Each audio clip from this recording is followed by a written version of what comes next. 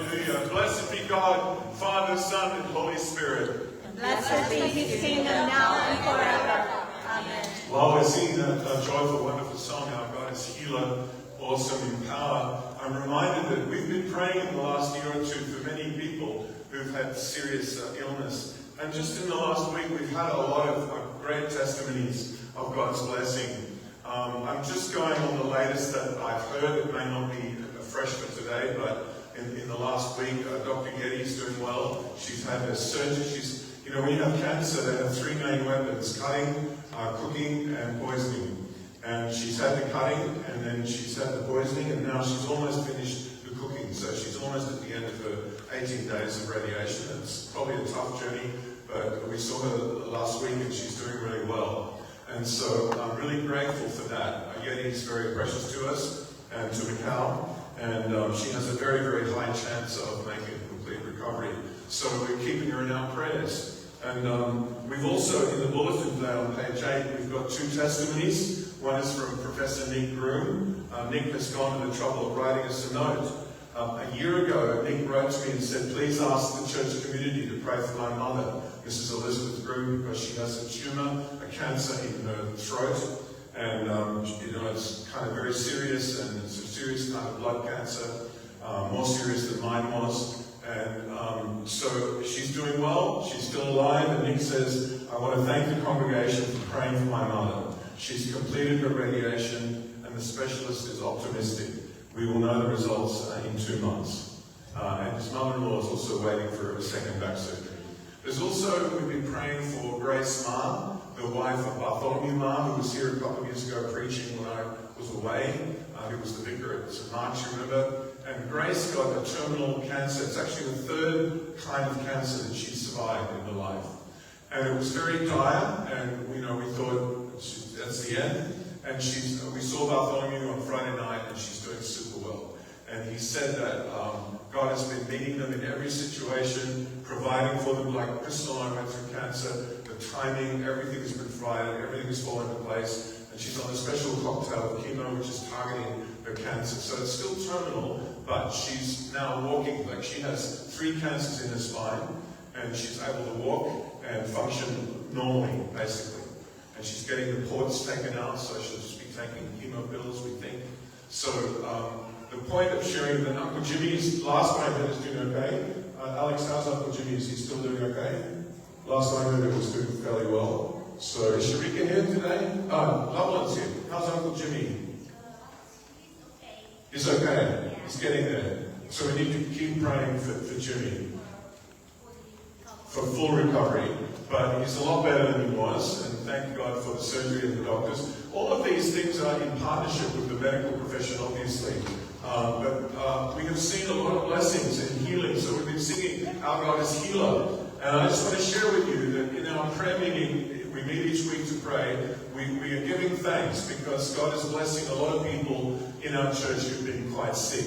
So I want to share a testimony before we go on that the last 3 years I mentioned to you, I've had really bad acid reflux. So since I had got my throat cooked, the upper part, not acid reflux, the normal one further down, but the upper part. And I've had to take like 12 Rolaids a day, and I've had to take Gaviscon 5 or 6 times a day. I've been doing that for 3 years. And then at Easter, I prayed, I said, Lord, you're a healer. This has got to stop. Please help me. And I really prayed at Easter time for healing. And I was healed. And now I'm taking none. I've been completely, so 3 years of taking 12 Rolaids a day and acid. And since Easter, I think I've had like 3 Rolaids since Easter. So it's really quite striking for me personally. And maybe it's just, I think the doctor would say, oh, maybe just over time you got better. But really at Easter, I got on my knees and said, God, please have mercy on me. And I can't keep doing this. And I really want to give thanks to God, because I think He works through the drugs and through the doctors and through His divine power. So I wanted to give testimony, because we're not just singing Our God is Healer. I believe He's working through the doctors, through the surgery, and we want to give thanks for Yeti's good report, for Mrs. Groom. A year ago we thought Mrs. Groom wouldn't be alive at this stage. So there's a lot to give thanks for. And we live in an age of miracles and wonders of many kinds, medical and also spiritual. Would you turn to your neighbours and say, good morning and welcome to church. God bless you.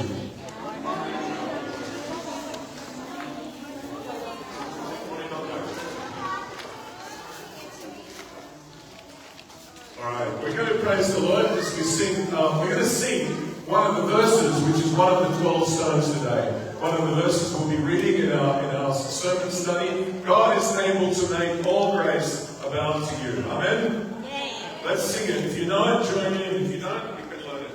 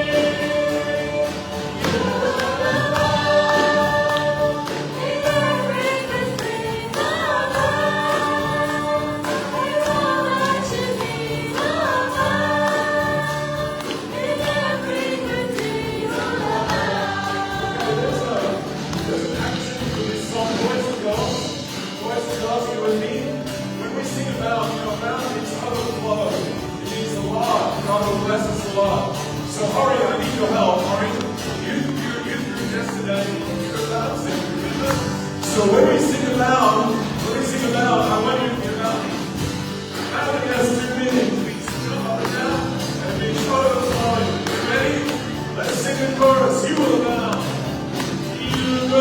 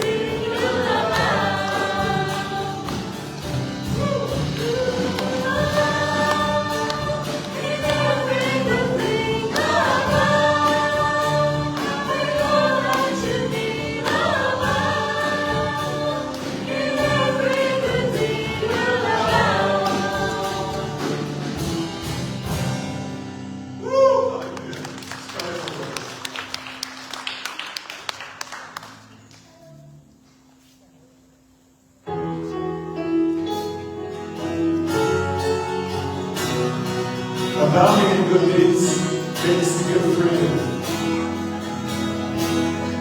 God forgive my sin in Jesus' name. I will born again in Jesus' name. And in Jesus' name I come to you to share His love as He told me to. He said, freely, freely you have received, freely, freely give. Go in my name and because you believe, others will know that I live. All power is given in Jesus' name, in earth and heaven, in Jesus' name, and in Jesus' name I come to you to share His love as He told me to. He said, freely, freely you have received, freely, freely give. Go in my name and because you believe, others will know that I live. He said, freely, freely you have received, freely, freely give. Go in my name and because you believe, others will know that I live. The Lord be with you. Pray our theme prayer for Pentecost 3. We say together, keep, O Lord, your household of church in your steadfast faith and love, that through your grace we may proclaim your truth with boldness and minister your justice with compassion, for the sake of our Savior Jesus Christ, who lives and reigns with you in the Holy Spirit, one God, now and forever. That idea that church is a household, that's found in the epistles in Paul. Paul speaks of the church as being the household, the extended family of God. Would you please be seated for the first reading by Selena for Exodus? Thank you so much.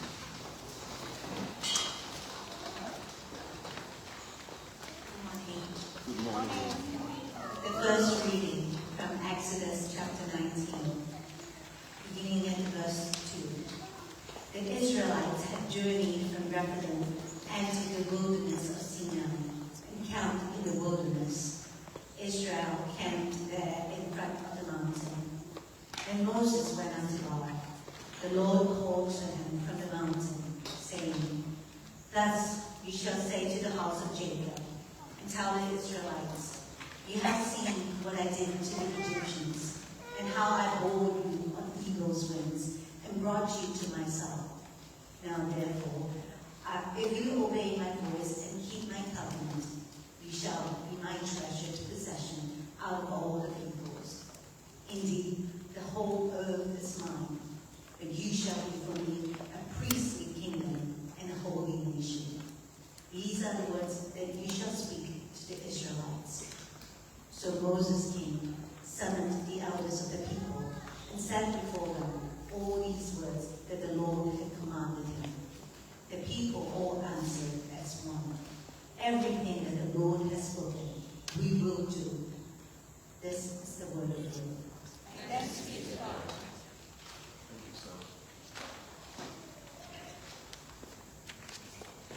There's some more metaphors for the church. We are the household, the family of God. We are the holy nation.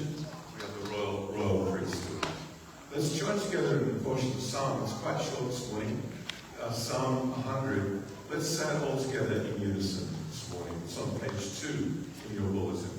We read together, "Be joyful in the Lord, all your lands. Serve the Lord with gladness. Come before his presence with a song. Know this, the Lord himself is God. He himself has made us, and we are his. We are his people, and the sheep of his pasture. Enter his gates with thanksgiving. Go into his courts with praise. Give thanks to him, call upon his name. For the Lord is good, his mercy is everlasting, and his faithfulness endures from age to age." Glory to the Father, and to the Son, and to the Holy Spirit. As it was in the beginning, is now, and will be forever. Amen. We're back to the ordinary Sundays of the Spirit in the church here. So we're following an epistle series which is separate to the other readings. So Willem will read to us as we continue in the book of Romans.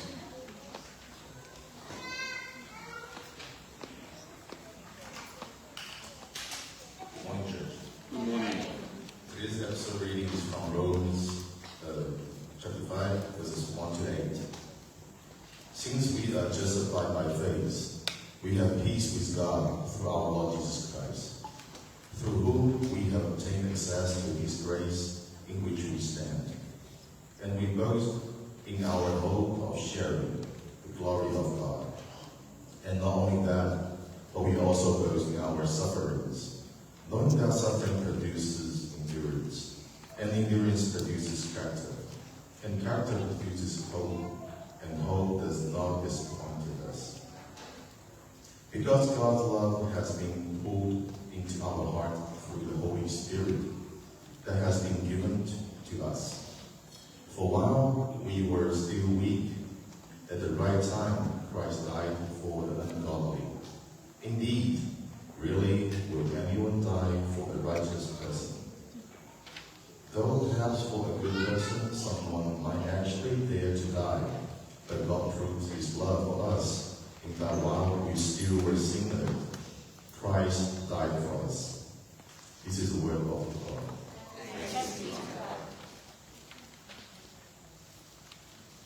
Amen. Christ died for us while we were still sinners. I want to come back in a minute. We'll do this song we learned last week. But I just want to do this little song first because it reminds us of one of the verses, one of the 12 stones of remembrance. It's very simple. It has a men and women echo. And so, Eric, can you give me a G chord, please? The chords are up there if you want to play by ear. You can play along. Just strum a G. Okay, so it goes like this. God loves a cheerful giver, so give it all you've got. He loves singing you laughing when you're in an awkward spot. When the odds are up against you, it's time to stop and sing. Praise God. To praise him is a joyous thing. Let's that drum. God loves a cheerful giver, so give it all you've got. He loves singing you laughing when you're in an awkward spot. When the odds are up against you, it's time to stop and sing. Praise God. To praise him is a joyous thing. Now when we get to praise God, we're going to yell it out a little bit. Praise God. Okay? Let's stand up. All together. God loves the cheerful giver, so give it all you've got. He loves singing you laughing when you're in the spot. When the odds are up against you, it's time to stop and sing. Praise God. To praise him is a joy. One more time. God loves the cheerful giver, so give it all you've got.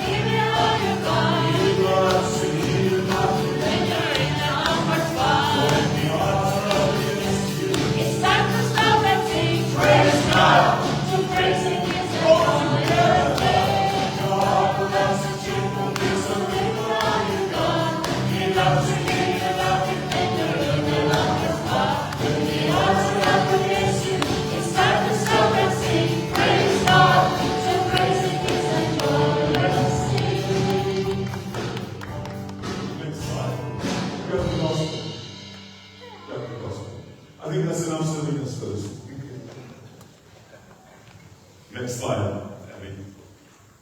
Next slide. Next slide. There you go. Hallelujah. Let's remember that.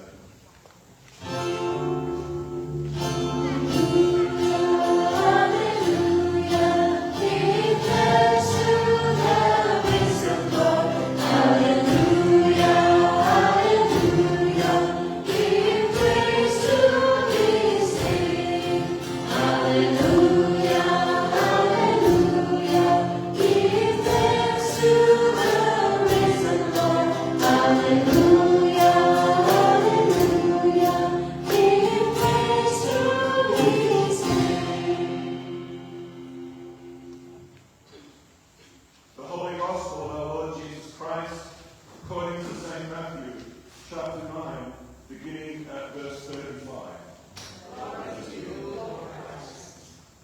Jesus went out about all the cities and villages, teaching in the synagogues, and proclaiming the good news of the kingdom, and curing every disease and every sickness. And when he saw the crowds, he had compassion for them, because they were harassed and helpless, like sheep without a shepherd. Then he said to his disciples, "The harvest is plentiful, but the laborers are few. Therefore ask the Lord of the harvest to send out laborers into his harvest." Then Jesus summoned his 12 disciples, and he gave them authority over unclean spirits, to cast them out, and to cure every disease and every sickness. And these are the names of the 12 apostles. First, Simon, also known as Peter, and his brother Andrew. James, son of Zebedee, and his brother John. Philip and Bartholomew, Thomas, and Matthew the tax collector. James, son of Alphaeus, and Thaddeus. Simon the Canaanian, and Judas Iscariot, the one who betrayed him. These 12 Jesus sent out with the following instructions. Go nowhere among the Gentiles, and enter no town of the Samaritans, but go rather to the lost sheep of the house of Israel. As you go, proclaim the good news. The kingdom of heaven has come near. Cure the sick, raise the dead, cleanse the lepers, cast out demons. You have received without payment, give without payment. Take no gold, no silver or copper in your belt, no bag for your journey, no 2 tunics or sandals or a staff, for laborers deserve their food. Wherever town or village you enter, find out who in it is worthy, and stay there until you leave. And as you enter the house, greet it. If the house is worthy, let your peace come upon it. But if it is not worthy, let your peace return to you. If anyone will not welcome you or listen to your word, shake off the dust from your feet as you leave that house or town. Truly, I tell you, it will be more tolerable for the land of Sodom and Gomorrah on the day of judgment than for that town. This is the gospel of the Lord. Praise to you, Lord Christ.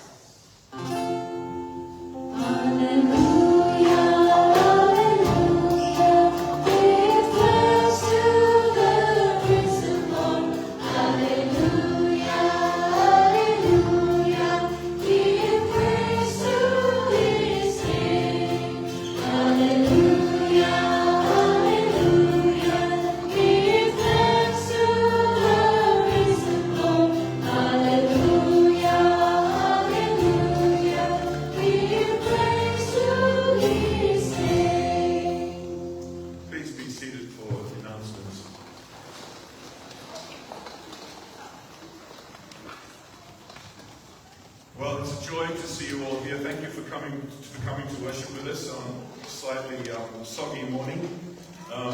We're really into the humid summer, aren't we? And I really appreciate everyone's effort in coming. We already have people going away for holidays, but I encourage you not to give up meeting together. The scripture says, the apostles tell us, don't give up meeting together as some are in the habit of doing.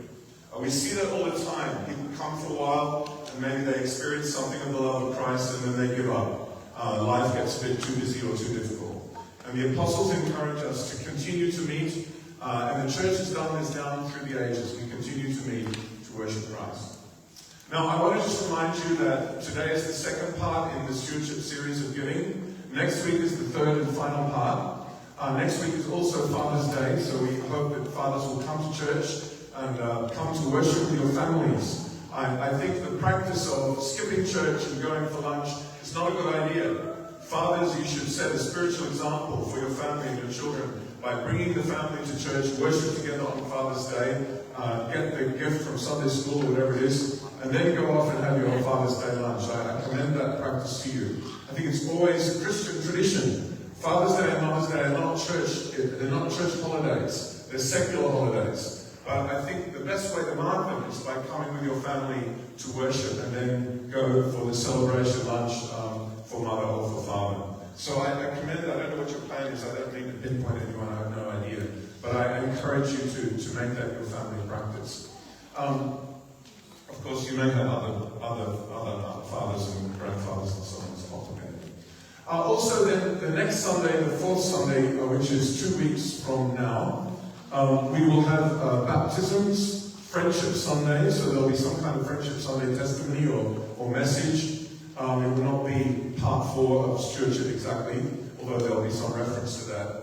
And it will also be our Stewardship Commitment Sunday. We will not have communion, we will have lunch together after church. So we'll go downstairs for the baptism, and then we'll come back up to the hall for the aircon. Speaking of aircon, is the aircon on at the moment? Can we please turn it on? I don't know why we should have it on.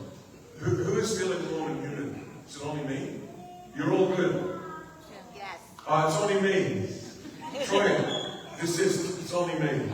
Okay. If you get warm and humid, wave a hand and let me know. Sorry. So nobody wants aircon, only me. Okay. Alright, I need to take more clothes off. Alright. Okay, maybe you don't need that. So, alright, so we'll have our baptism downstairs, and then we'll do something we've never done before. We're going to come back up to the hall for lunch, because it's going to be very hot downstairs and humid. So that's a very special Sunday, and we'll be baptizing Cassio and his 2 children, Matthias and Beatrice. If anyone else would like to be baptized, we will have one baptism class on the 23rd, Tuesday I think it is. You need to sign up today. Please fill in a baptism form from the welcome table. At the meeting, by the meeting on the 23rd, I need 2 passport photos, and you can sign up for baptism. We would love to have your baptism with you and or your children. Actually, Cassio is baptized, but he's going to renew his baptism vows with his kids. It's a special occasion. Very lovely. So please consider if you'd like to join for baptism on that day. Also on that day, we will ask you to fill in a stewardship commitment form. Now, you don't need to be embarrassed. The form has 2 parts. One part has your name on it, and that's where we ask for your name and number, and we sign you up if you want to sign up to serve with church. So you can serve with morning tea, you can serve with Sunday school or youth group or music team. You have to apply, of course. Signing up doesn't automatically mean that you get on, but it probably means you'll be able to help in some capacity. So if you sign up for Sunday school, we'll probably start you out as a helper. If you sign up to play music, we're going to audition you and make sure you can hold a tune. So please sign up. So that has your name on it. However, hey Sue, you're fanning, you're so hot. There you didn't put your hand up. You left me hanging here, sister. She's glowing like me. Okay. Alright, maybe later. Okay, so the other part has the financial commitment, and that's anonymous. So the other part of the form is purely between you and God. You will hand in the form, and we will use it as a guide because it will give us an idea of what is being pledged for the coming year. But we will not base our ministry on that completely. We need to base it on how God guides us. But it's helpful to know what people are pledging. But we will not know who has pledged what. So you may pledge 20 mob a month, or you may pledge 20,000 mob a month, and we will not know who's made the pledge, but we will know that there is a pledge. So in many of the Chinese churches in Hong Kong and Macau, they sign people up, and people put their name on it, and then they follow you up. If you don't pay, they knock on your door and say, "Where's your time?" We will never, ever do anything like that on my watch. Because your giving is between you and God.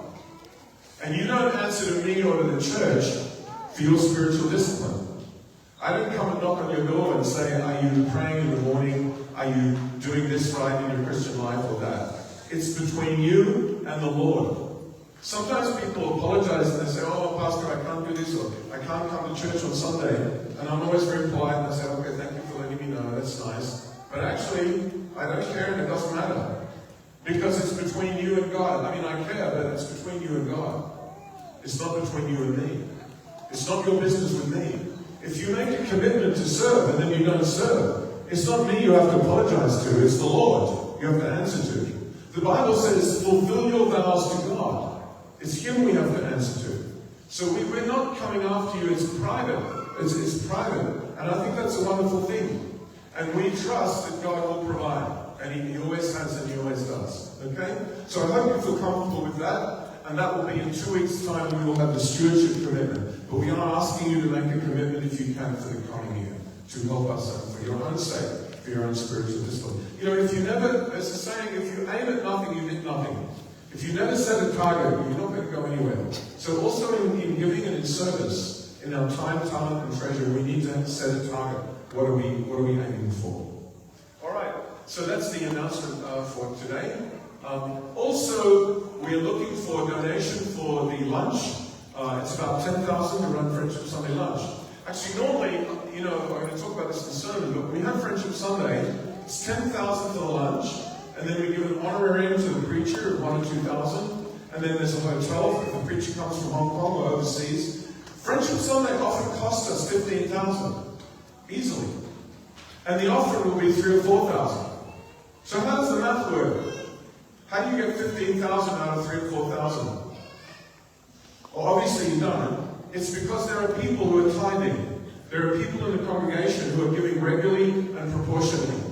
And that's why we can give lunch away. That's why we can have church camp. Because there are people who are giving to God regularly and proportionally. Not a huge number, but there are people among us who are doing that. Because of that, we never charge for church lunch. The young adults, the men have their dinner. The men always give more offering than they eat. And so, you know, we never charge. The reading this morning says don't charge for the gospel. We never charge. Everything in this, we don't charge for Sunday school. We get hundreds of people coming here, bringing their kids to Sunday school. We never charge a cent. We have programs. Some of your kids have been in Sunday school 15 years. Every year, free craft. Never charge. How can we do that? We just give away, give away, give away, give away. Does the Archbishop have a big pot of gold? Some people think that the church has a big pot of gold and they're getting their money out and they're very rich. We're not rich. We only have what you give. And it's because of a few generous people who give sacrificially. We just give everything away. We give and we give and we give. And the more we give, the more the Lord blesses us, the more we can give away. I hope you're getting it. All right, next slide. Let's stand and we're going to sing our dismissal as we go to Sunday school. May God's blessings surround you each day.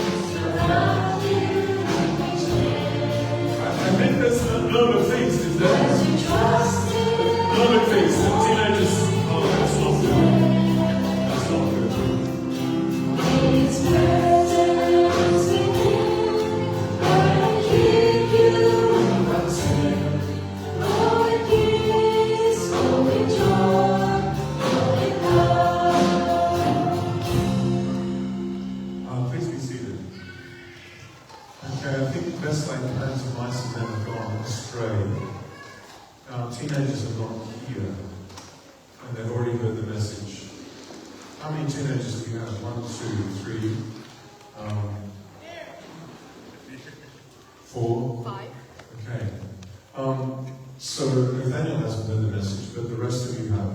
course she doesn't. Okay. So I feel bad for those who have heard it because you don't have to hear me again. I thought we had no feast today, so something's gone wrong in communication. John and Troy, John, would you like to take the teenagers and do some sharing and some prayer and some games? I think if you haven't heard the message, it's good for you to hear it, but it's up to you. If you want, you don't have to stay. Just doesn't want to stay. All right. If you want to go, you can go with John and Troy. Or Troy's up to him. You can choose, and Erica. And you guys can have some games and sharing and prayer for one another. Okay? Because you've already heard the message you used through yesterday. I thought we had been fixed, so I don't know what's happening. I guess it's Matt's birthday, so he's having his birthday.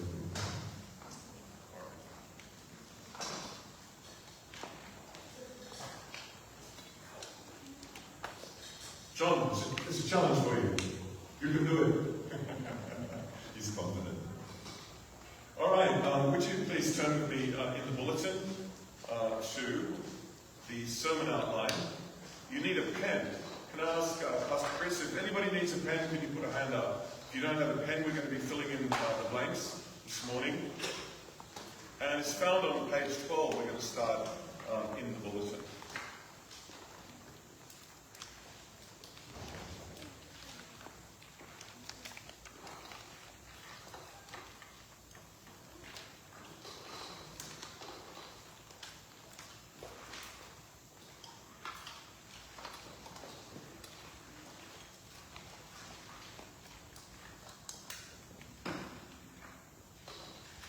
Now, if you weren't here last week, I'm sorry, I can't recap the whole metaphor of the 12 stones, but basically the 12 stones are a means that God uses in the Old Testament, in the book of Joshua, to remind the people of God's saving miracle when he led them through the Jordan in full flood into the promised land opposite Jericho.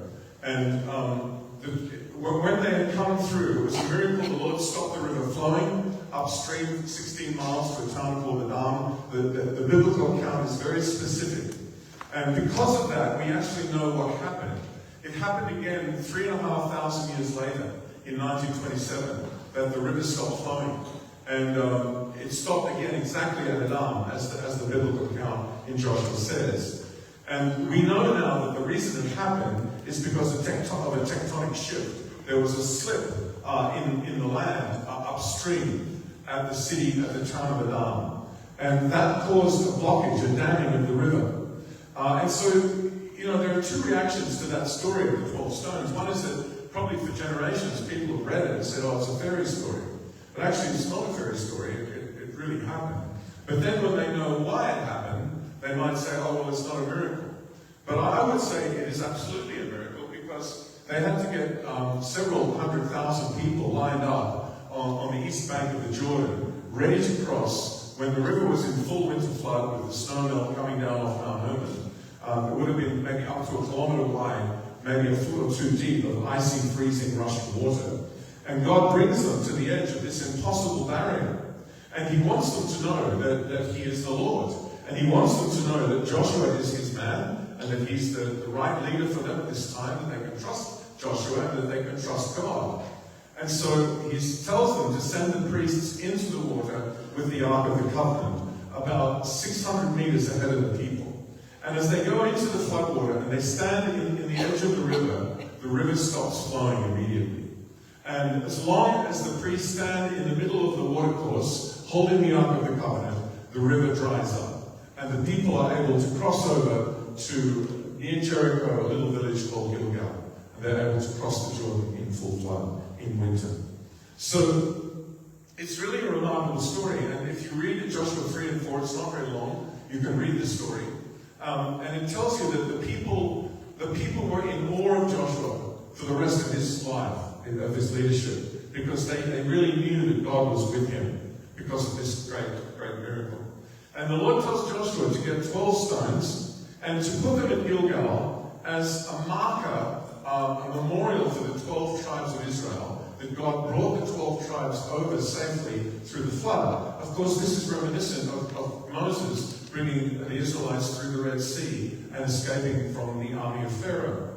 So it really establishes Joshua as a leader of almost equal significance and stature as Moses. He is revered as Moses was revered, which is really unexpected and incredible. So this is the metaphor that I'm using.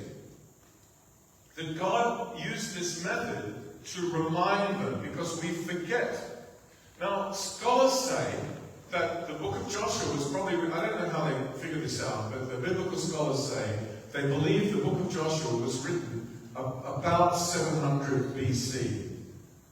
Now, the crossing across the river to Canaan, they believe took place between 1500 BC and 1400 BC. Around that time, we don't have the exact date. Because there's controversy about, when the walls of Jericho fell down. There are different evidences in the archaeological record. Definitely the walls fell down. Definitely there was a great battle, but there's some disagreement among scholars. But it was between 1400 and 1500 BC. That means there was an 800-year period between the events of Joshua 3 and 4 and the writing of them down in the book of Joshua, if the scholars are correct. An 800-year gap. And when it's written down, it says in Joshua, the stones are still there to this day. There's a verse, you can look it up. It says the stones are still there to this day. That means that if the scholars are correct, it means 800 years later, the stones are still there in Gilgal. In fact, he set up 2 lots of stones. He set up one pile of stones in the river, in the actual spot where the ark was stood with the priests. And he set up another set of stones in the village of Gilgal.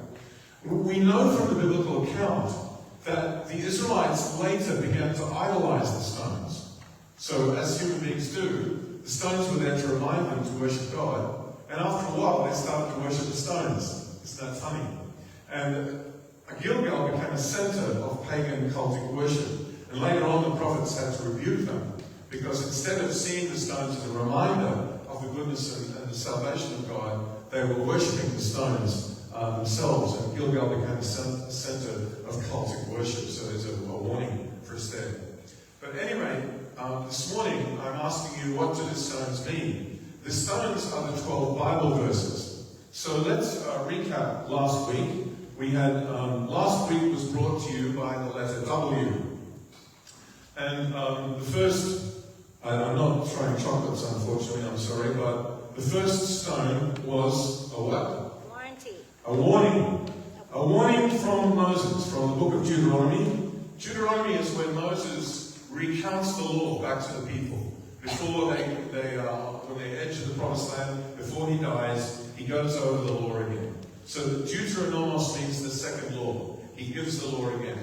And in Deuteronomy, he warns the people, and it's a warning against pride. We tend to be very proud of our achievements. We say, well, I've done this. I've saved this money. I've built this house. I've accumulated this experience, this education. I mean, you may have nothing, but you may have something. Whatever it is you have, we can be proud. We can say, well, these are my great achievements. And what Moses is saying in Deuteronomy is, don't be proud.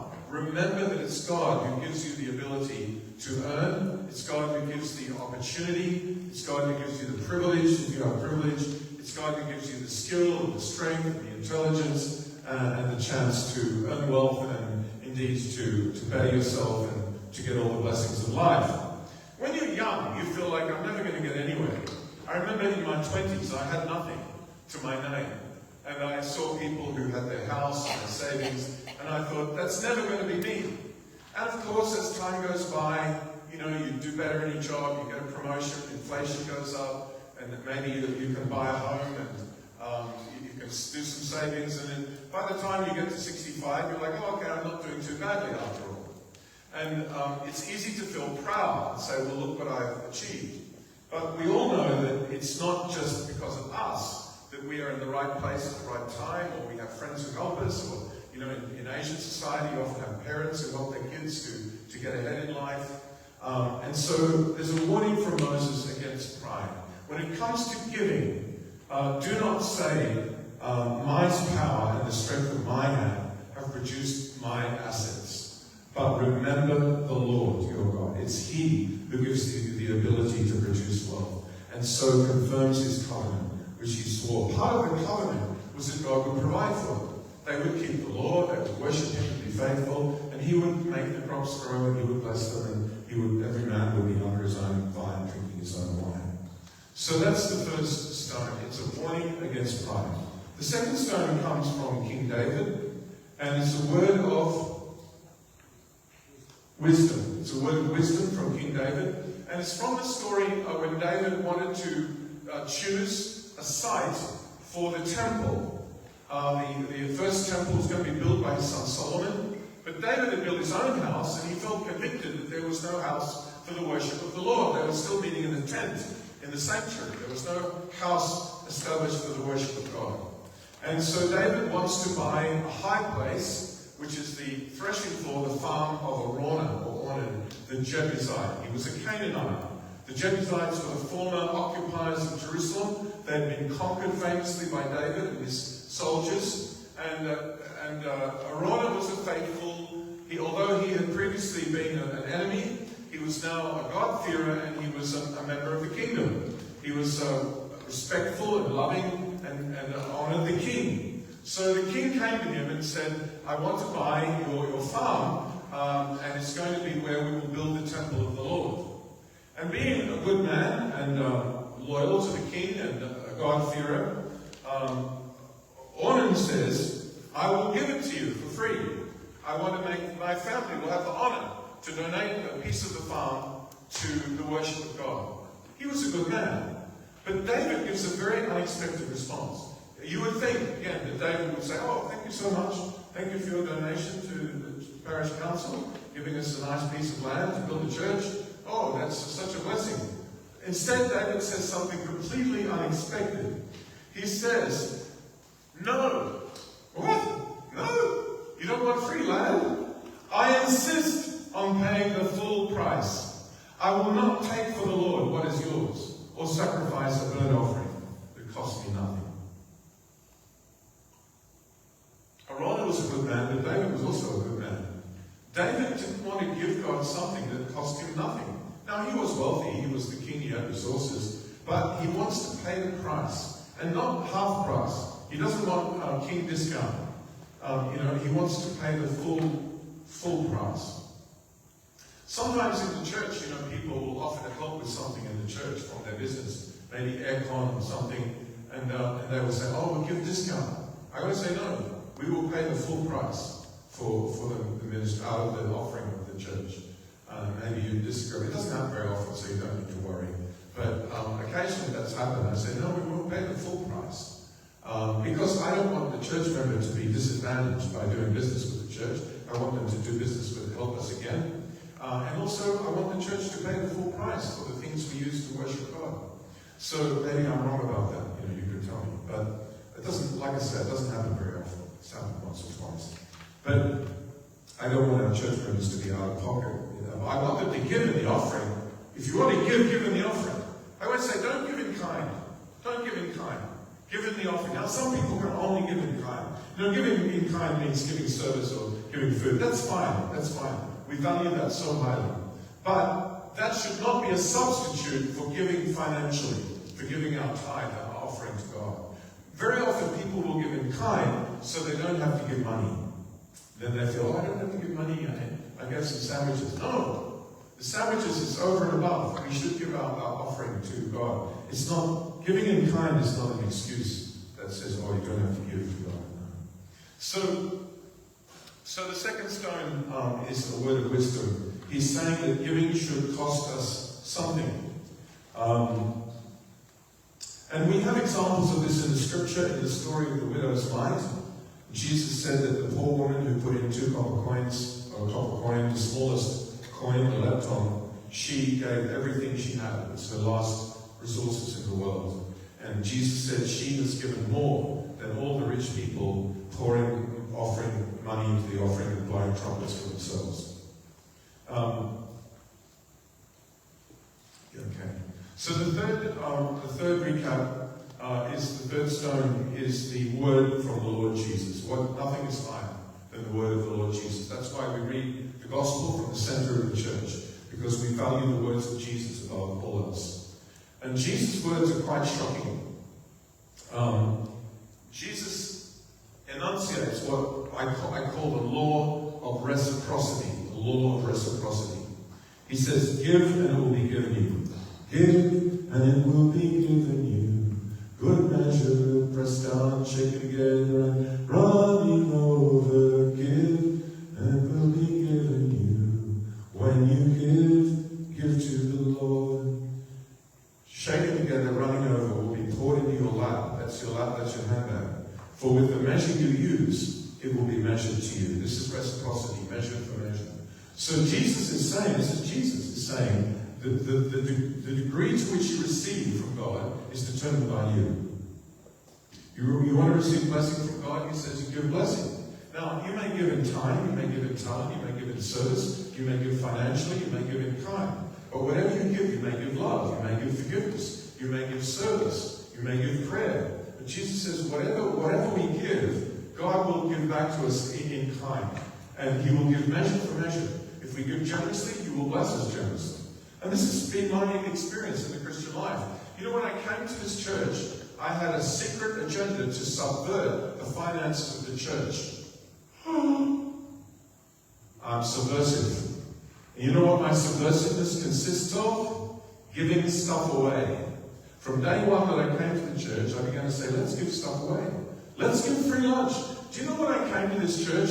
We owed the diocese 9,000 mark or something. We had no money in the bank. We only had a debt. We had a debt of what we owed to the diocesan commitment. We had debts. We had nothing. No ministry, nothing. So I said, okay, what do you do when you have nothing? You give. Well, how do you give when you have nothing? When you do it yourself. So I call it priming the pump.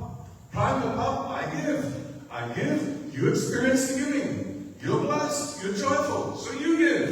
And then someone else sees that, and they give. And someone else sees that, and they give. And suddenly you have a gusher, and everybody's giving. And you know what? You give to things people care about. People care about children, and they care about youth. So you invest in children and youth. And then people will support children and youth ministry, because that's what's important to their heart, is the children and the youth. And that's what's important to me. I want the children and the youth to come to know Jesus and grow in Christ and be disciples of Christ. So we have a common agenda. So, you know, if you want a ministry in the church, you've got to prime them, you've got to give. So where are you going to give from?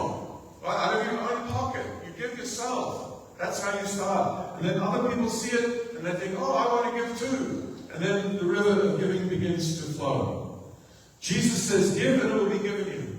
And you know, we have reserve in the church. Over the years that I've been here, we've had 4 or 5 big givers who have a gift of giving.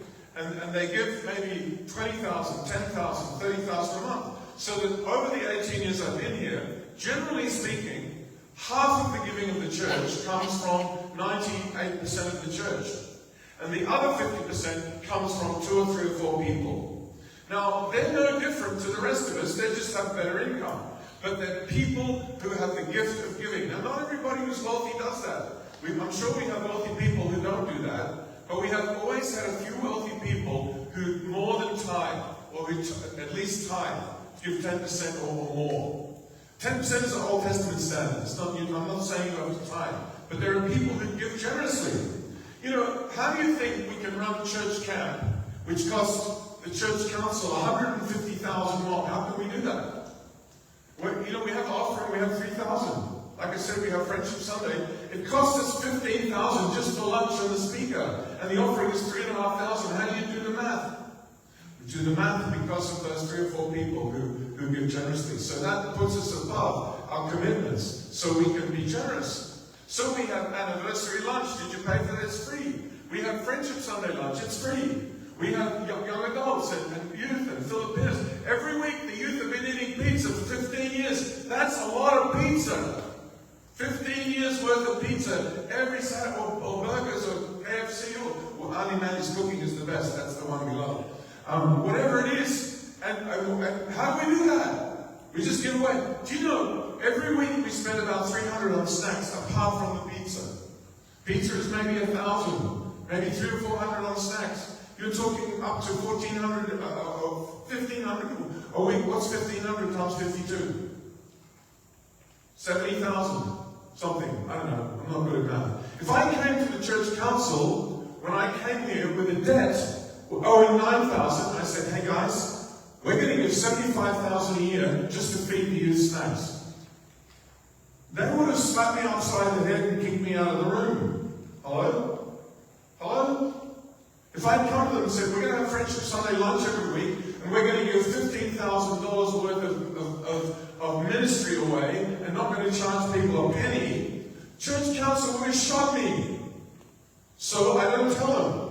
What do you do? You prime the pump. You do it yourself. And then people see it. And then they give, and you preach about it. What does the Word of God say? And people come under conviction. Doesn't have to be a lot of people. You know, you can run around in circles and have bake sales, and you can have fundraising, and you can do all these things, and you can raise 5,000. You can kill yourself running a fair and raise 5,000. Or one wealthy person can write a check for 30,000, bang, just like that. You know, when we had the concert for Claus for Ellis, and we raised money for Ellis, I forget the numbers exactly, Miss Anna, but I think we raised 150,000, and I think maybe 10 or 20,000, Miss Donna can correct me, I forget now, but I think came from the door charge, and from selling drinks and snacks. We got the other 130,000, how? People wrote checks. You wrote checks. People wrote checks. That's where the money is. It's in the giving of God's people. It's not in selling cakes. So, you know, we're not Lord So's Bakery. We're not set up to sell hot cakes and make millions. But the giving of God's people. We're going to come back to this in a minute. So give and it will be given you. Jesus says, the more, you know, we want to bless the church, we give more away. Church council is considering at the moment, should we give to missions? Because our biggest giver just left. So our giving has dropped by 25%. What do? Our giving has dropped by 25%. Should we panic? We look at the history. We look back at the history. God has always provided. Someone will say, oh, bad economic times now, bad economic times. No, we should stop. We shouldn't give away. God always pays for what he orders. The thing is, we have to be wise. We have to discern what is the Spirit saying, so that our decision, the council's decision, is within what God is saying to us. So we do have to be wise about how we give. But we shouldn't stop giving because one big giver lives. You know, one big giver, God has always provided. Then there's another big giver, there's another big giver, then there's two big givers, then there's three big givers. I'm like, wow! Where do all these people come from? I don't know. The Lord sends them. And then there's everybody else who's giving in the meantime. And it's just all from God. It's all from God. In the offering of the communion every week, we say, all things come from you, Him, Lord, and of your own do we give you. When we give, we're giving what belongs to God. We're giving it back to Him. It's not mine, it's His. So we give back to Him. It's not easy to do this. It's costly, like David says. It hurts, but it's fruitful in people's lives. Are we up to number 4? Number 4. The fourth one is an apostolic warranty or guarantee. Remember this, he who sows sparingly will reap sparingly. Whoever sows generously will reap generously. Each one should give what he has decided in his heart, not reluctantly or under compulsion, for God loves a cheerful giver. That's what we sang earlier. God loves a cheerful giver, so give it all you've got. He loves to hear you laughing when you're in an awkward spot. So here's the dilemma. Here's the, the paradox. Giving should hurt, but we should be cheerful about it. It's a little bit masochistic, right? We're gonna give, it's gonna hurt. If it doesn't hurt, it's not of no value. If it's not costly for you, if you're giving out of your surplus, then it's not really giving. It needs to be a little bit of pain there, a little bit of inconvenience. You know, this week someone's going to host the young adults and cook dinner. Maybe it's a pure joy for them. But if I had people around in my house and we were cooking dinner, it'd be a bit painful. You know, we've got to do the shopping, we've got to get the food ready, we've got to cook, it's a bit stressful. You know, I'd rather be doing other things. There's a cost to that. So God, blesses the sacrifice, but we do it cheerfully because it's what God has called us to do. So that's last week's recap. That's the first 4 stones. What kind of harvest can you expect? You see, the law of sowing and reaping, the law of reciprocity, says God has put in your hands the measure with which you will be blessed. Now, I'm not a prosperity gospel preacher. I'm not trying to say if you give money, God will give you a Mercedes. He might do, but when I was at St Andrews, they got given a Porsche, but it was a very old one. And the vicar wouldn't let us drive it, so they sold it and gave it away. But it was funny. We drove the Porsche around the church a couple of times just for fun. It was a very old Porsche. Anyway, we're not saying give money so God will, you give 100, God will give you 1,000. I don't think it's like that. I think God blesses us in different ways. We may give financially. He may bless us with joy. He may bless us with the satisfaction of seeing the gospel impact people's lives. He may bless us with the joy of seeing hungry children fed, hungry people fed. He may bless us in our family. He may bless us in our education. He may prosper us in our lives so we can give more. God blesses us in different ways. So I'm not meaning to preach a prosperity gospel. You give money, God will give you money. But actually, that's what Jesus says. He does actually say that, as we're going to see in a minute. So the kind of harvest you can expect is based on the seed you sow. If you sow rubbish, you get rubbish. If you sow forgiveness, you get forgiveness. You sow love, you receive love. You sow friendship, you have friends. This is whatever you put in. You get out what you put in. This is a spiritual principle. So now we come to 4 great promises. So this is today's message, the 4 great promises. And all of these promises are from 2 Corinthians chapter 9. And we're going to come to the 5th stone of remembrance. And these 4 are brought to you by the letter G. We've done the letter W, now we're going to do the letter G. Okay, if you're filling in the blanks, we're on page 14. And the first blanks are, the 5th stone of remembrance promises all grace.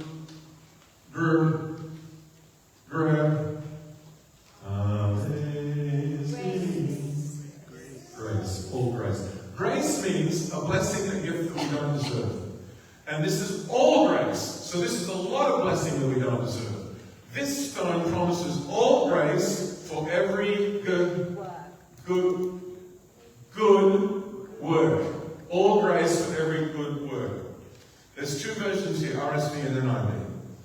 Follow with me. God is able to provide you with every blessing. Now listen to the superlatives. In abundance, so that you may always have enough of everything and may provide in abundance for every good work. Or 2 Corinthians, the NIV, God is able to make all grace abound to you, so that in all things, at all times, having all that you need, you will abound. Same verse, different translation, in every good work. Now, I want to tell you a great secret. This is the only strategy that God has given the church for the financing of the ministry of the kingdom of God. Now, many of you are business people. You understand that if you're running a business, you need a means of financing the business. So you have a business plan, and you sell widgets or furniture or whatever you sell, and you need to sell so many and make a profit. And you have your strategy of how you're going to make money, or you sell food, or whatever it is. God only has one strategy for the financing of the church and of the kingdom. Only one. Now, you wouldn't think that. If you travel around the world and you visit parish council, we did an exercise in youth group yesterday, and I got them in small groups, and I said, okay guys, you're the parish council of a new church. You have to pay the staff, you've got to pay for the snacks for Sunday school and youth group and the crafts, and you've got to pay the admin and the insurance, you've got to pay the rent, you've got to support the diocesan office, you've got to pay for all these things, you've got to pay for Friendship Sunday lunch. How are you going to do it? So I asked them to give me suggestions, and now these suggestions are brought to you by the letter C. Okay? And here are some of the suggestions. Now, they weren't all the letter C. One of the suggestions that made me laugh the most, I think this was from Davey. He said we could sell our kidneys. Probably fairly lucrative, I'd imagine. Fresh young kidneys. So we were joking, encouraged them to think creatively. So Davey said, somebody said, I don't know if it's Davey, I might be falsely accusing him. Somebody in this group said we could sell our kidneys. It's not a C, but it's got the Kirk sound. I said, no, Jesus is not in the kidney business. So somebody else said we could sell blessings like the monks, you know, the fake monks that come around and they're fake and they sell blessing cards. The Catholic Church thought of that in the medieval times. It was called selling indulgences. So you could purchase a blessing of forgiveness of sins. So the church has been in the blessing selling business for a long time. And I said, well, guys, the problem is it doesn't begin with C, so I can't put it in my list. And then John put his hand up and he said, it's a con. So that's the con business, when you're selling forgiveness or selling blessings. So God is not in the con business. Now I've put a whole bunch of C's there, you can put in whatever you want, but I'm going to give you some more. Sometimes people say, well, we should have a second-hand sale. We'll sell second-hand clothes and second-hand toys and second-hand books, and we can make money, and this is a big money spinner. In Australia, almost every Anglican country church in a rural area has a little shop in town, and they sell junk. They sell people's leftover stuff that they don't want. Their clothes, their crockery, their silver, their furniture, and half the church budget comes from selling junk. So I have to tell you, God is not in the chattel business. C-H-A-T-T-E-L is an Old English word for junk. Chattel, C-H-A-T-T. It's from the word cattle. God is not in the chattel business. All that junk is called chattels in Old English, okay? He's not in the chattel business. He's not in the junk business. He's not in the clothing business. There's a C word. He's not in the second-hand clothing business. Now, the Catholics, they have a good idea. And the kids were onto this. They said, we can sell raffle tickets. This is a great one. We can have a steak, a tray of meat, or we can have a money prize, and we can sell, or we can have a trip to Thailand, and we can sell raffle tickets. There's a name for that in Macau. What's it called? Gambling. It's called gambling. It's a very ancient church practice. In Australia, almost every Catholic church is built based on gambling. Do you know that? They raise huge amounts of money. Now, all of these strategies are strategies that we use to get other people to give their money because we don't want to give. And people don't want to give something for nothing. They all want to give something and get something. So they get an old shirt, or they get a cake, or they get a raffle ticket, they get a chance, they get something, they get some candy, or they get some confectionery, they get something. We don't want to give something for nothing. But that is the only strategy that God has devised for the funding of the kingdom and of the ministry of the church. You are the only strategy. There is none other. Okay, let's go on. We found a few more. There's the circus approach. The circus, Bethany was very keen on the pie of the pastor. So you have a fair, and you throw pies at the pastor and the principal, and you raise money. You know, pay 20 mob and throw a pie at the pastor. Or we can have side shows and entertainments. That's a very popular one. Many churches have fairs. When I grew up, every church in Australia had a fair or a fete, and a big chunk of their income. No, it's not that the community don't have money. They have money for hot dogs. They have money to throw pies at the pastor. They have money to come and play for their children. But they don't want to give something for nothing. They want to get something for it, and they want to give someone else's money. They don't want to give their own money. Another strategy that churches love to use is called canvassing. C-A-N-V-A-S-S-I-N-G. Canvassing is also called door knocking. There are two ways of doing it. Many charities in Australia do door knocking, where you go to strangers' homes and they get the Boy Scouts and the school children. Now that I think about it, it's very dangerous, but back in the day, in the 80s and 70s, we used to do this. You'd go knocking on strangers' doors and you'd say, we're raising money for this charity. And the little old lady would put some money in and you'd give her a receipt, and it would be for some charity. And it would be advertised, by the government, sanctioned by the government, and so on. But churches also do that. They canvass their members. So we have a whole bunch of people who come to church Christmas and Easter. So someone says, the treasurer says, we need more income. Let's go, we'll send the church council in teams of 3, and we'll go door knocking. All those people who never come to church, or they come once a year, we'll knock on their door, and we'll say, hey, we have expenses. We have youth ministry. You've come once or twice. We have Sunday school. We've had church lunch. I've seen you at church lunch. Can you contribute?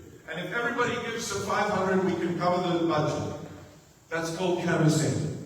We will never do that. 2 or 3 times in the last 18 years, people have tried to pressure me to do that. We will never do that. God is not in the door knocking or the canvassing business. He is in the free will offering business. God loves a cheerful giver. So, all right, what else have we got here? Candies, walkathons, concerts. Oh, we love concerts. God is surely in the concert business. He's a music lover, right? So we have concert to raise money for charity. Concert for a cause. Again, we don't want to get something for nothing. You're going to get some music. We're going to sing and dance for you. So you give us a door charge. You pay us a fee. And then you come and you raise peanuts. You can't run a ministry and pay staff based on a concert. Now, a concert is a good thing. Don't misunderstand me. These things are not all bad things. They're not all bad things. And if you're doing it for mission, that's fine. If you're doing it for a special cause like Ellis, that's wonderful. But it is not the strategy that God has given in the Bible for the funding of His ministry, of His church. There is only one strategy, and that is you giving for nothing. Another young people said, we can start a GoFundMe page. And someone else said, we can post content like influencers, and we can be influencers and have advertising and raise money. God is not in the content business. So God is not in the travel business. He's not in the business. Oh, another strategy that we love in churches is credit. When I came here to Macau, our church was running a big credit scheme. And the people that had money were lending money to the people who didn't have money, and they were charging 5% per month. Think about that. What's 5 times 12? 50? 60% per annum we were charging. That's usury. It's a sin. It's a big rip-off. And they were taking half the money and giving it to the church, and half and giving it in dividends to the people who put the money in. So what happens is that the people who are rich, and many churches do this around the world, and they think they're doing God a favor. And the people who are rich are making money off the people who are poor. Oh my God! And we think it's a good idea. And I shared with the friends that I didn't think it was a good idea, and they immediately understood. They immediately saw it. In my understanding, they shut it down right away. Shut it down. They were convicted, I believe, as we all should be. And they shut it down. But it's so normal. It's so normalized that we do that. So we just don't think a moment about it. Is this what God would want? So God is not in the credit business. He's not in the chattel business. He's not in the casino business. He's not in the canteen business. He's not in the clothing business. He's not in the canvassing business. He's not in the circus business. He's not in the candy or the confectionery business. He's not in the walkathon business. He's not in the concert business. He's not in the content business or the car wash business. He's not in giving classes. He's not in the classes or the education business. What business is God in? For God so loved the world that He gave. He is in the giving business. That's all He knows. He is love, which means He gives for nothing. It's free. That's the meaning of grace. So we too in the church give grace. And the only strategy that God has for the funding of the ministry of His church and His kingdom is you. I said to the youth last night, you are not the church of tomorrow. You are the church of today. And your giving now is precious in God's eyes. It doesn't matter that it's not 30,000 or 10,000 or 5,000 or 2,000. And I said, you don't give the money that your parents give you in the offering and give it back to your parents. You put in the offering out of your pocket money, out of what you earned or your pay, whatever your parents give you. You give something to God that costs you something, not something that costs you nothing. That's the fifth stone. It's probably the most important today. Let's go through and kill the rest of them. The sixth stone promises, G is for, we've had grace, now we have growth. The sixth stone promises growth in your ability to sow and reap. 2 Corinthians 9:10, God is in the multiplication business. He who supplies seed to the sower and bread for food will supply and increase your store of seed. He will enlarge the harvest of your righteousness. God doesn't need the resources of the rich. He only needs 5 loaves and 2 fishes from a little boy. God can turn 5 loaves and 2 fishes in a lunch for 5,000 people. You're hearing me? He doesn't need your rich wealth. If you have rich wealth, he needs it. He needs it. You give out of your wealth. But if you don't, you give out whatever little you have, the little you can afford, it's fine. Nobody's checking on you, nobody's watching you. It's between you and God. You be comfortable. And God treasures your widow's mite. He treasures your loaves and fishes. And that's all he needs to bring about the work of his kingdom and the salvation of souls. The seventh stone of remembrance promises, I like this one, you will get rich in every way so that you can drive a Mercedes and be Elon Musk. Is that right? No. So that you can be generous. So you can be generous. You know, we measure a person by their wealth. That's horrendous. People in the news are saying Elon Musk is worth $3 trillion. I don't know what Elon Musk is worth, but it's not $3 trillion. He's worth whatever God value puts on his soul. That's what he's worth. Whatever good he's done, that's what he's worth. A human being is not measured by their wealth unless they give it away. So we will get rich so we can be generous. God will prosper us so we can bless people more. I'm getting convicted by this sermon. I don't know about you. God has blessed me in the last few years. The Bishop has given me a pay rise. I've invested for my retirement. I'm getting convicted. I need to give more away. Of course, I'm saving for my wife for the 30 years she's going to live after I die. But still, that's not an excuse for us. We need to give more. God has blessed us, and the more we give, I believe, the more he'll bless us. The eighth and the final stone, this is a very moving one, promises that because you pass the giving grade, so it's a test. Giving is a test. God is testing us. This is a spiritual test. It's not about the amount. It's not about the church budget. It's a spiritual discipline. God is testing our loyalty, our sincerity, because the heart of money represents our blood, sweat, and tears. It represents what we value the most. It represents our security. And so this is the test. So we say, I give my life to Jesus. But when it comes to giving financially, that's really where the rubber hits the road. And so it says, because you pass the giving grade, people will glorify God for your obedience and generosity.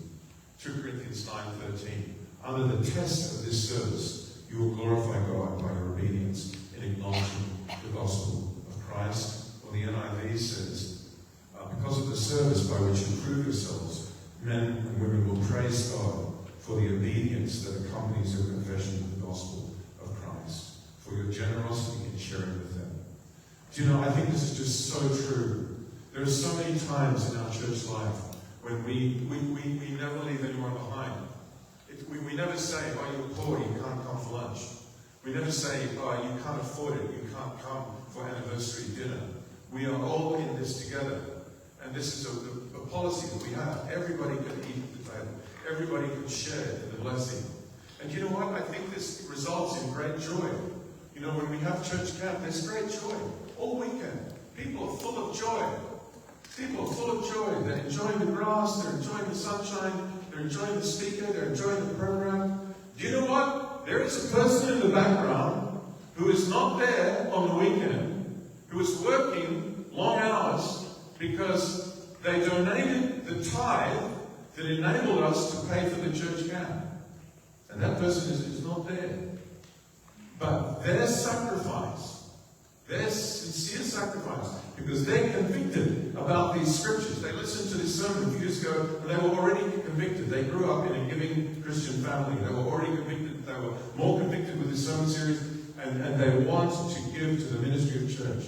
So we are glorifying God. We're celebrating our community, our family life. We're having Friendship Sunday lunch. We're reaching out to friends. The gospel is going out. Testimonies are being shared. Kaushik is here. Anil is here. People are giving testimonies. And the context is people have given sacrificially so that the church can keep going forward. This is the context. It doesn't happen by accident. It's not a miracle. The bishop doesn't have a pot of gold that he's dishing out for us. It comes from you and the people sitting here. There's not many of us, right, today. There's more. They're just not all here today. So that's the eighth stone. It's a test. I want to conclude with these verses from Luke 12. Again, there's a warning. Jesus said, be on your guard against all kinds of greed. Our life does not consist in the abundance of our possessions. You know, it's been dawning on me recently, as I often mention to you, that my time in this world is running out. And that when you go, you cannot take it with you. So having spent one's life accumulating retirement and a house and all these things, you know, my mother-in-law just passed away. She was a hoarder. She collected cloths. She collected kitchen utensils. She collected all this stuff in the house, furniture, clothing. You know, I think she was going to open a shop. You name it. Guess what happened to all Ma's stuff? All the treasure that she collected. Guess what happened to it?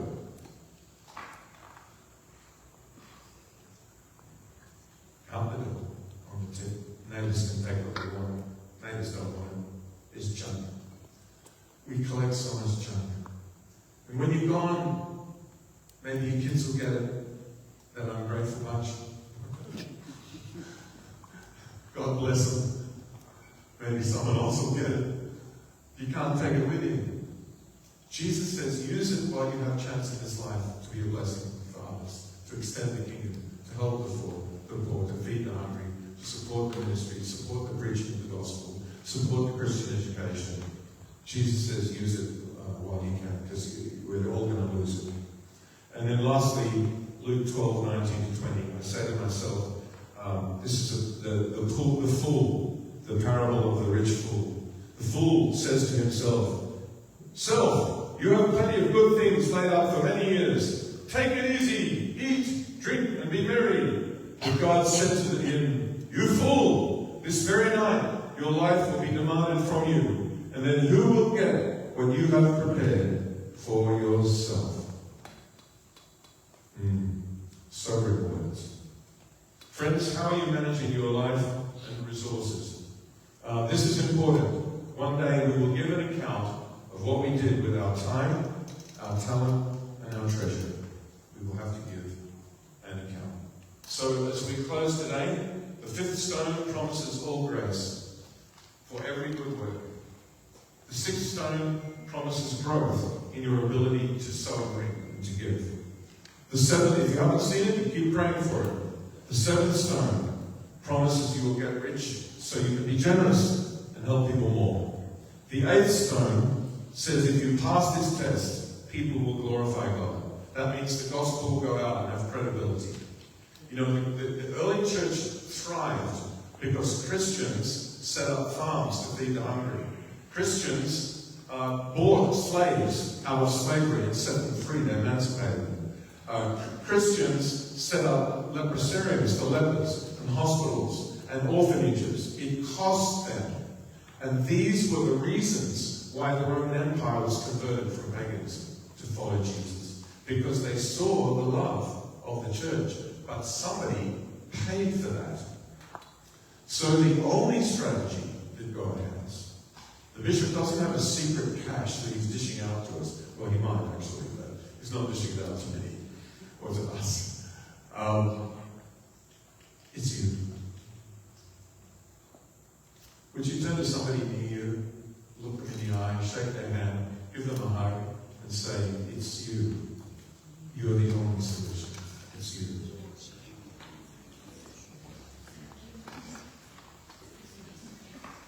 You are the church of today. All right. You are so patient, friends.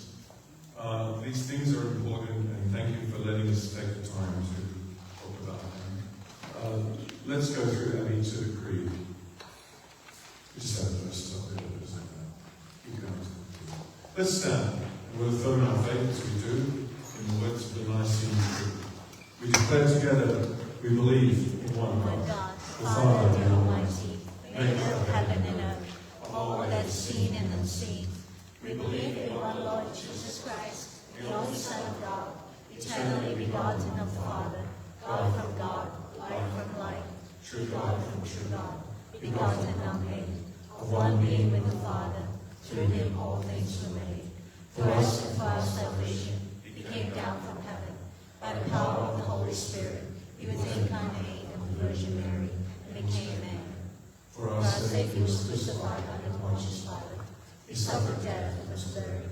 On the third day he rose again in accordance with the Scriptures. He ascended into heaven and is seated at the right hand of the Father. He will come again in glory to judge the living and the dead, and his kingdom will have no end. We believe in the Holy Spirit, the Lord, the giver of life, who proceeds from the Father and the Son. The Father has Son, peace, worship, and glorify. He has spoken through the prophets. We believe in one holy Catholic and Apostolic Church. We acknowledge one baptism for the forgiveness of sins. We look for the resurrection of the dead and the life of the world to come.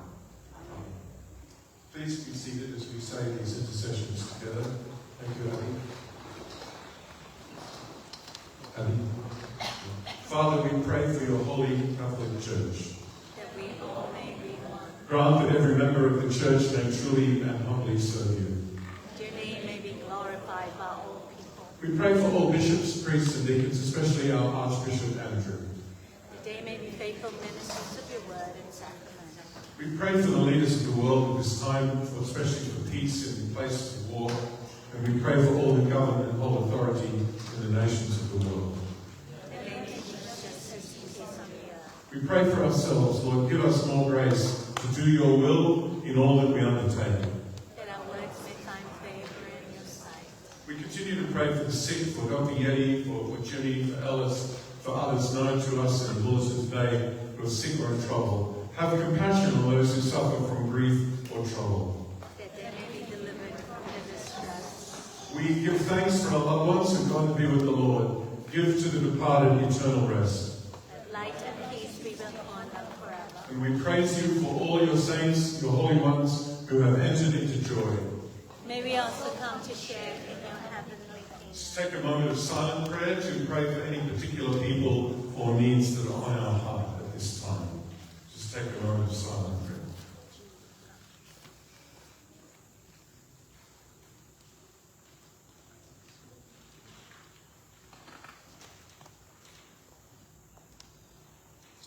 The Scriptures remind us to fulfill our promises to the Most High God. In that spirit, we pray together the words of this confession, saying, Most merciful God, we confess that we have sinned against you in thought, word, and deed, by what we have done and by what we have left undone. We have not loved you with our whole heart. We have not loved our neighbours as ourselves. We are truly sorry, and we humbly repent. For the sake of your Son, Jesus Christ, have mercy on us. Forgive what we have been, and direct what we shall be, that we may delight in your will and walk in your ways, to the glory of your name. Friends, hear these words of absolution. May Almighty God have mercy on you, forgive you all your sins through our Lord Jesus Christ, strengthen you in all goodness, and by the power of the Holy Spirit, keep you in eternal life. Amen. Amen. May we stand for the greeting of peace.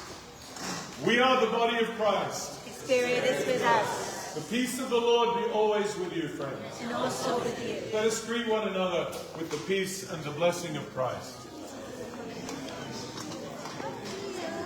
Peace be with you, Theo. Peace be with you, my brother.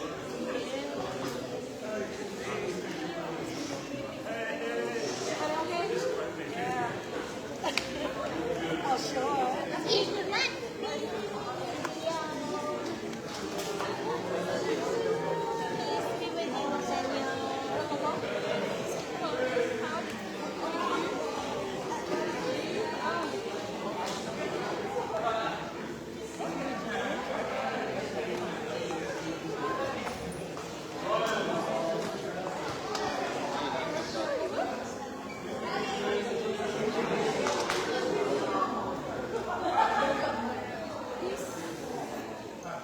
Let us sing our offertory hymn.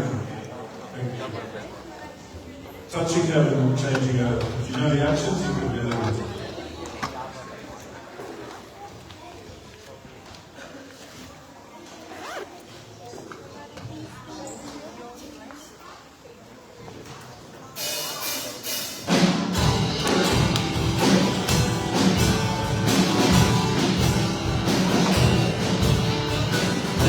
Seek your face, Almighty God.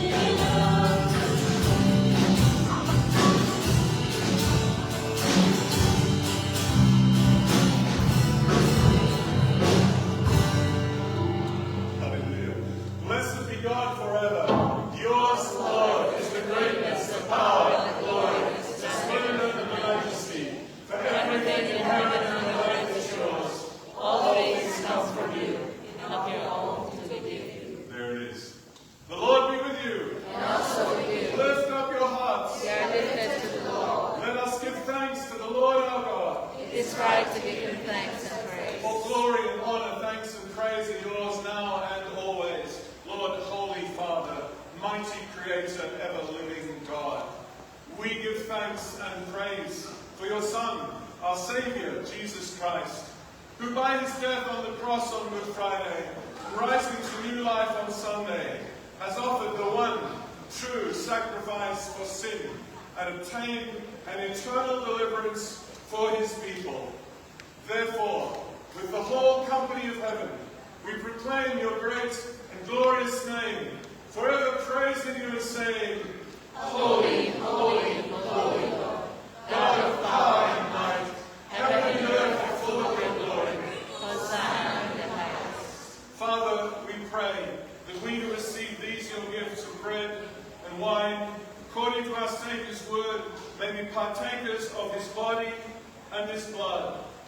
For on the night he was betrayed, he took bread, and when he had given thanks to you, his almighty Father, he broke it, and gave it to his disciples, saying, Take, eat, this is my body which is given for you. Do this in remembrance of me.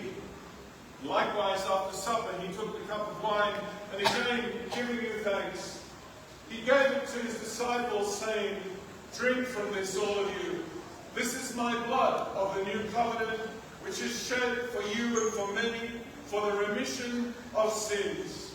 Do this as often as you drink it in remembrance of me. Therefore we declare the gospel acclamation. Christ is died. Christ is risen.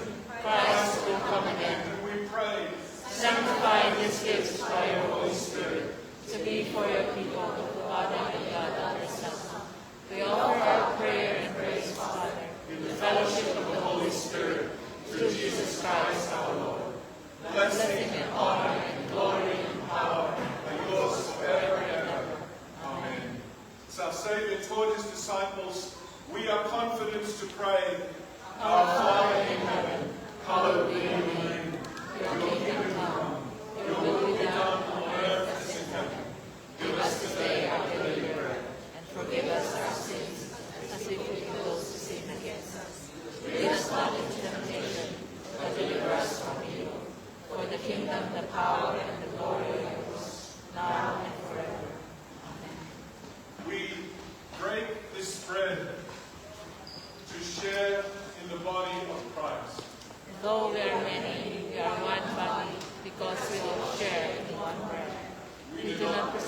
come to this your table, Lord, trusting in our own righteousness, but in your manifold and great mercies, we are not worthy so much as to gather at the crumbs under your table.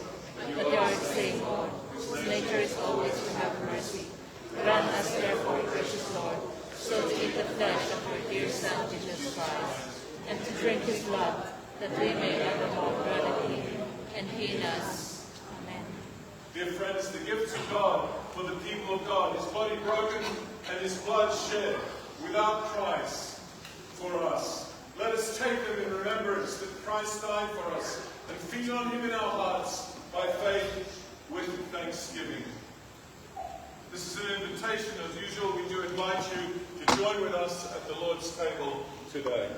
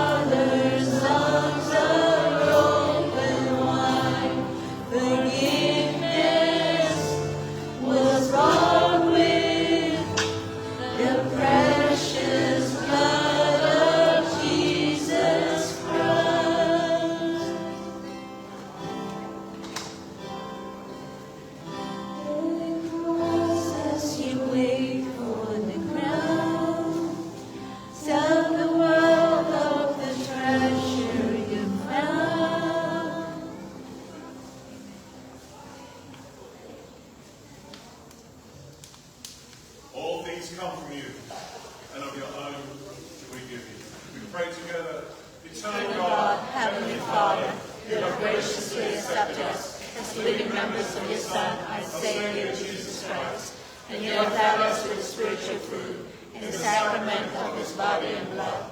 Send us into the world in peace, and grant us strength and courage to love and serve you with gladness and singleness of heart, through Christ our Lord. Amen. Unto God's gracious mercy and protection I commit you. The Lord bless you and keep you. The Lord make his face shine on you and be gracious to you. The Lord lift up the light of his countenance on you and give you peace. And the blessing of God Almighty, the Father, the Son, and the Holy Spirit be with you and those whom you love, now and forevermore. Amen.